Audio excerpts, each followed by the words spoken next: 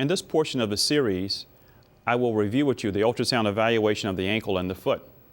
I will discuss the technique for patient positioning and for scanning. I will also review some of the basic anatomy and show you the pictures you should be able to identify using the ultrasound. And at the end of the series, I will review with you some of the clinical correlations when evaluating ankle and foot pathology. As usual, one of the key things for doing ultrasound scanning is patient positioning. For looking at ankle and foot structures, it is best to use a transducer of at least 12 megahertz. The patient is placed supine on an examination table for the dorsal scans with the examiner seated at the patient's feet. And for the plantar scans, it is best to have the patient examined prone. When obtaining images of the ankle and the foot, it is best to first start proximally and scan distally on the ultrasound. Let's now review some of the anatomy. This is an image showing you the basic bony structures of the ankle and the foot. You're familiar with the tibia and the fibula, but we want to pay more detailed attention to the bones of the ankle and of the feet. Here you can see in greater detail the talar and the navicular bones, and actually coming more distally, you may look at and identify the cuneiform bones. Remember, there are three of them, starting on the medialmost aspect, the medial, there's an intermediate, and there's a lateral cuneiform bone. And lateral to that, you will see that you also have the cuboid. You can visualize here the metatarsal joints and also the portions of the metatarsal phalangeal joints. An image looking at the lateral ankle can identify the major tendon structures that we will look at. You can see the bands of tissue that help to stabilize the ankle. Part of these comprise the deltoid ligament. Wrapping right around the lateral malleolus, you will see two tendons that we will identify, the peroneus brevis and the peroneus longus. You also have some vascular structures here, but they're not as of significant concern when looking at ankle pathology. Looking at the medial anatomy of the ankle, you will see several key structures.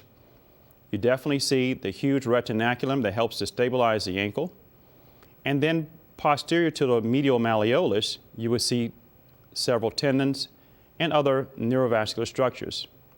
We will identify the tibialis posterior, the flexor pollicis longus, and you will also be able to identify the flexor hallucis longus. Before reaching the flexor hallucis longus, you will also see a neurovascular bundle. This is the portion that comprises the tarsal tunnel. And looking at the basic anatomy from the posterior aspect, the biggest thing that we will focus on will be the Achilles tendon, looking at its site of insertion into the calcaneal bone, and then we will scan distally to look at the plantar fascia. There are several scans that are usually performed to evaluate both the ankle and for the foot, and they are outlined here. The anterior longitudinal scan, the anterior transverse scan, and then we will actually look at the different parts of the ankles as far as the malleolar regions. You have the medial aspect, both the longitudinal and transverse, and then the lateral aspect, again, looking at a longitudinal and a transverse orientation. The posterior scans we'll look at also in the longitudinal and transverse aspects. The plantar scans, we'll see there are two quick and easy scans to obtain, and then also we'll look at the dorsal longitudinal and transverse scans. When evaluating the small joints of the feet, for example, the MTPs, we usually look at the first and the fifth, because this is where you will see most of the pathology, and especially in people with inflammatory conditions. Let's first start off by looking at the anterior longitudinal scan. This slide demonstrates the location of the transducer, and in the view you should be able to pick up the tibia and also should be able to see the talar joint. Let's obtain these structures on the ultrasound. Let's first show you how I usually position my patients. Even though the patients may be lying down when doing the evaluation, I like to have the patient sitting up. The knee is slightly flexed. I use a small pillow under the knee so as not to have any tension on the ankle or the foot, so that the foot is not into a plantar or a dorsiflex position. You want to have a very neutral position.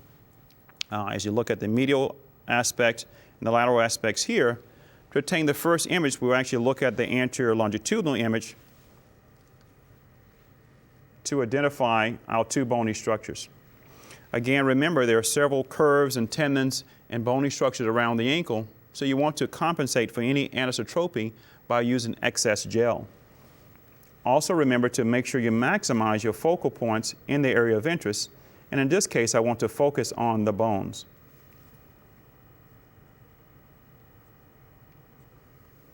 So the two bony structures we will see here, remember the left side of the screen is going to be medial, the right side is going to be proximal or distal. We see the hyperechoic region of the tibia, and then to the right of that we see the hyperechoic region of the talus. In this patient, you actually see the articular cartilage surface is there. In between the joint, the tibular-talar joint, there is a recess, and this is a site where you might see fluid accumulation in patients who have inflammatory arthritis, or in some cases, in patients who have things like gout. So the anterior longitudinal scan. The next, we will look at the anterior transverse scan. Keeping your orientation correct, we'll essentially rotate the transducer 90 degrees. And again, because we're over regions where you have the extensor tendons here, I will compensate by using some excess gel to get rid of any anisotropy. And the joint that we see in the most here is what we saw in the longitudinal scan, is looking at the talar joint. Here you can see the articular surface of it, and this would be the area of the recess there. There's some other superficial tendons and blood vessels that are there, but not a significant area of interest when dealing with musculoskeletal pathology. The next image we will obtain will be looking at the medial aspect of the ankles. We will focus on those areas around the malleolus. I will first start with the longitudinal orientation, and actually it's not a true longitudinal because to identify the tendinous structures of interest, the transducer should be held more at an oblique angle. Again, remember, because of the bony landmarks and sharp drop-offs of this region, you can compensate for any anisotropy by using excess gel. So as we look at the images on the screen here, first identify the hyperechoic signal for the medial malleolus. The anisotropy that is seen here on the left, because there's areas that is not in contact with the skin, and we can compensate that by slightly moving the transducer. We want to focus on the middle of the screen because here we will see the medial malleolus, and above that we're going to see closely abutted to each other two tendinous structures if we shift the transducer slightly back and forth. The most superficial will be the tibialis posterior, and right underneath that would be the flexor pollicis longus. So again, medial malleolus, tibialis posterior, and the flexor pollicis longus. Next, we'll obtain the transverse image of the medial malleolus. In this case, I'm going to change the orientation of my transducer, and again, take advantage of some excess gel to compensate for any anisotropy. The reason I wanted to change the transducer, so the left part of the screen is going to be the most distal structures, which we will first identify is going to be the tibialis posterior. So if you look at this slide here, it shows the first structure will be the tibialis posterior. Next to that would be the flexor pollicis longus. And then posterior to that, we have the flexor hallucis longus. That tendon is preceded by a neurovascular bundle and nerve that comprises the tarsal tunnel. And let's identify those structures. So first, identifying your bony landmarks, which is the medial malleolus. The first tendon that we will encounter is going to be the tibialis posterior. Next to that, we will see in cross-section here the flexor pollicis longus. And then if I scan posteriorly, and again shifting the transducer to compensate for any anisotropy, we see a region where in most patients you will have an artery and two veins. Now as you can see here, I can compress the vein, whereas the artery continues to pulsate. Slightly inferior to those vessels, you actually can identify the tibial nerve. Again, this is a region where you have the tarsal tunnel. And if we shift slightly posterior to that, this will be the region, the fibrillar pattern that you will identify for the flexor hallucis longus. So again, going from more anterior to posterior, here you see your medial malleolus, tibialis posterior, flexor pollicis longus, the neurovascular bundle that comprises the tarsal tunnel, and then the fibrillar pattern of the flexor hallucis longus in this region here. Let's now look at the lateral malleolar region in transverse orientation. In this case, again, keeping the transducer oriented so that the lateral malleolus is going to be your brightest region, which you can see right at the tip of the arrow. The areas of interest will be the two tendinous structures that we'll see in cross-section, the peroneus brevis, which is going to abut the lateral malleolus, and the peroneus longus, which will overlie that. And again, that area is where we want to focus on. And as I focus back and forth, making sure we can see all those fibrils in cross-sections, making sure they're not dispersed, which would represent tendinosis, and if they had an increased signal on the Doppler, which would represent tendinitis, and those are actually fine. There's a common sheath that's around those, and we can actually see that in this region. So again, lateral malleolus, peroneus brevis, and peroneus longus. The next image we will obtain will be the posterior scans of the ankles. And in this case, we're going to reposition the patient so that we look at the posterior portion of the ankle. So now we will look at the series of posterior scans when looking at the foot and the ankle. In this case, we have the patient who is now lying prone so that we can expose the areas of the Achilles tendon and looking at the plantar surface of the foot. Again, I like to use a pillow to elevate the leg so that they're not cutting into the bony surface of the examination table. The two simple posterior scans that we'll look at will first be the longitudinal scan, where we really want to focus on the Achilles tendon and pay most attention where it begins to insert onto the calcaneal bone. Again, because this is a sharp bony surface, I've taken advantage of using some excess gel to compensate for any areas of anisotropy. This is one of the best areas to begin to obtain scans, particularly when looking at ultrasound images for beginners, because it shows all of the structures that you want to identify on a typical ultrasound image. We'll first look at the hyperechoic region of the skin, the hyperechoic or isoechoic region of the subcutaneous tissue, and then you will see the Achilles tendon here as it comes down and attaches to the calcaneal bone. One of the things you want to do is take advantage of is rotating the probe left and right, back and forth to make sure that there is no areas of anechoic regions inside of the Achilles tendon. Now you will see right in this region here as those fibers come down and then dive at a 90-degree angle to the calcaneal bone, you will lose those tendons. So what you can do is essentially just tilt the probe transducer so you can begin to pick those up. So doing this kind of motion with the transducer, if you look in that region, you now begin to see those tendons as they attach into the calcaneal bone. So this is going to be skin, the Achilles tendon, as it attaches in the calcaneal bone. The other area of interest in this part of the ankle is going to be the area where there's a retrocalcaneal bursa. Remember that the bursa is a potential space, so in normal individuals like the model, you will not see any fluid. But if a patient had gout or an inflammatory arthritis, this will be the area that you would see a compressible region of hypoechoic signal. The next scan we will obtain will be the transverse orientation, looking at this region. And you should be able to identify essentially two things. I will first use some more gel. The most medial and lateral aspects of the screen will be off of the image because there's no contact with any of this of the skin or of a body. What we will identify, though, is the Achilles tendon that we will see in cross-section as it abuts over the calcaneal bone. So as I scan up further with that, we see the nice fibrillar pattern of the Achilles tendon looking at those fibers on long view, and you can see it just as it abuts into the calcaneal bone. Scanning back and forth around that and making sure there's no fluid that has accumulated into the Achilles tendon itself. Again, the areas on the left and the right of the screen are unavoidable in many patients because the transducer will not make contact with the body. For the next image we will obtain will be the longitudinal view looking at the plantar aspect of the foot.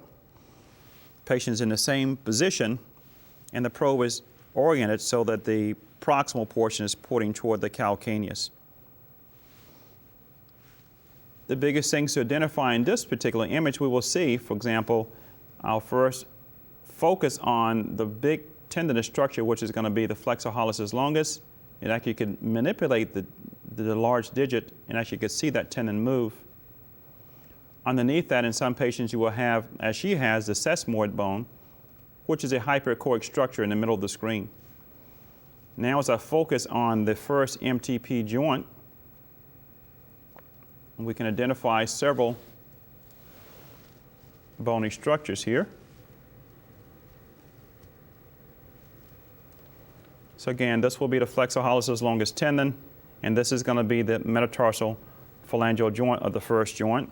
Let's go back to a live image to obtain that in better detail. To make sure we get the best image, I am putting some pressure, contacting the probe tightly to the skin so you can identify the margins of the bony surfaces there. A very nice image looking at the flexor hallucis longus tendon, the metatarsal head.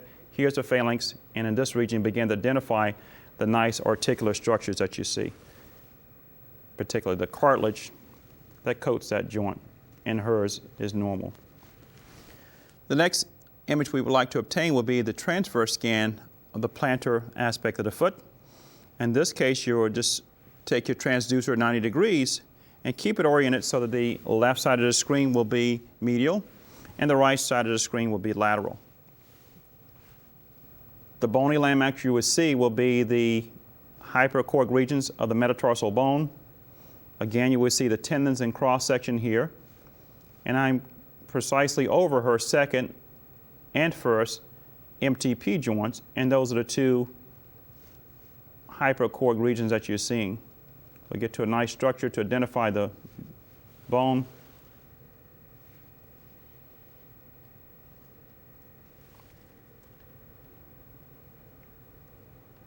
So left is medial. This will be the first metatarsal. Sesamoid bone is here. Here's metatarsal. And here's the second metatarsal there, more lateral. The flexor hallucis longus, you can see that in cross-section. And then I get some more pressure and contact with the skin to identify those structures in greater detail. In this aspect of the foot, you actually do the same thing and scanning along other aspects of the metatarsal bones. The biggest area you're looking for example, patients who have gout or rheumatoid arthritis, looking for erosions and looking for any abnormalities in the bony structures. So in this orientation, the transverse scan of the plantar will look at the metatarsal joints, the tendons and cross sections to identify changes in those regions. So for the latter series of scans for the foot, we actually have the patient back so we can look at the dorsal aspects. And I'll first look at the longitudinal scans, paying most attention to the larger joints, and we'll focus on the first MTP. This is a very nice image obtained showing you some of the bony landmarks. You can see here to the left would be the metatarsal head. This is the phalanx. The anechoic region, or the black region here, is going to be the articular cartilage. And you can see hers is nice and smooth, is very homogeneous. You see a little bit of the fat pad that goes in and helps to kind of coat the joint. And then you see the phalanx there. If a patient had gout, you would see fluid accumulation. Rheumatoid arthritis, you look for erosions and effusions.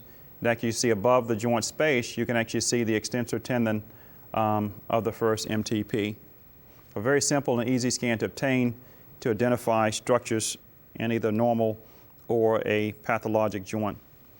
We will now go to a transverse scan looking at the same image. I will keep my transducer so the left side of the screen will be medial. And just like we saw on the plantar aspects of the foot, we'll begin to see the bony landmarks of the MTP joints. And I will focus on those. So to the left side of the screen is going to be the first MTP. And if I slide over more lateral, we pick up the second MTP. And we can do the same thing, let's go through and pick up the third and so on. But this is the scans you want to look at. Patients who might have a neuroma, remember between the second and third MTP, you can identify those areas. But she has no structures. You can see some of her normal arteries pulsating between the digits. But that gives you that dorsal transverse scan, very simple and easy scan to obtain. And finally, for the lateral scans, to get the most lateral aspects of the joints, we focus on the lateral aspect of the first MTP, and we do the same thing for the fifth MTP. As I've talked about already, the first MTP is a site of a lot of pathology and a lot of discomfort for a number of patients.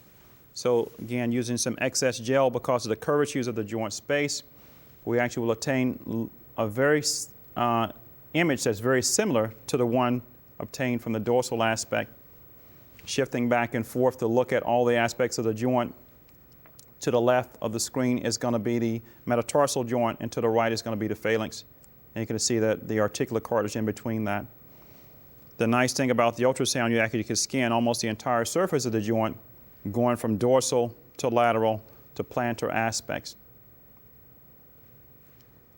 And we do the same thing from the lateral scan of the first joint, and we can obtain a similar type of scan looking at the lateral aspect of the fifth MTP joint. And we see here again, so to the left of the screen is going to be the metatarsal head, to the right is going to be the phalanx, and in between is a hypoechoic area which represents the articular cartilage. So now that we've obtained all of our standard images of the ankle and the foot, let me give you a few clinical correlations. Remember that the ultrasound is a very nice tool to identify areas of soft tissue swelling like synovitis and effusions. The ankle is often an area that's involved in patients who have inflammatory arthritis, such as rheumatoid arthritis, or crystal disease, such as uric acid deposition in patients with gout. So you can identify effusions and also bursitis. Remember, one of the sites you can easily identify with the ultrasound is a region around the Achilles tendon, the retrocalcaneal bursa. Like other joints in the body, the ankle and the foot can be involved in bony pathology, patients with the erosive disease such as rheumatoid arthritis or psoriatic arthritis, or even patients who have spurs from osteoarthritis. Calcifications, crystal deposition like uric acid or calcium pyrophosphate disease, those can be identified. And also patients who have prostheses. We see more patients now who have ankle and small joint surgeries and artificial joints that can also be evaluated with the ultrasound because you cannot use MRI on those patients.